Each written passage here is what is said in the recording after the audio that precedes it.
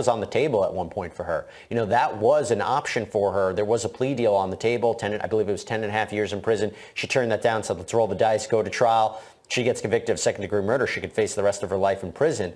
What do you think? Yeah, I think the jury has an option here, right? They have these evidence tampering charges they can convict her on. They have the manslaughter charge, which is basically a negligence charge.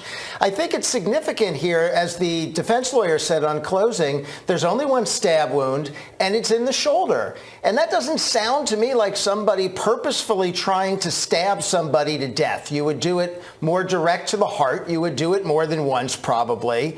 So I buy that a little bit. And I also might be persuaded that a lot of what she did the 11 hours, the other stuff she was doing was by virtue of her being in shock and not by virtue of her trying to clean up or hide the evidence or get away. I mean, at the end of the day, she didn't leave. She didn't ultimately hide all of the evidence. She was still there.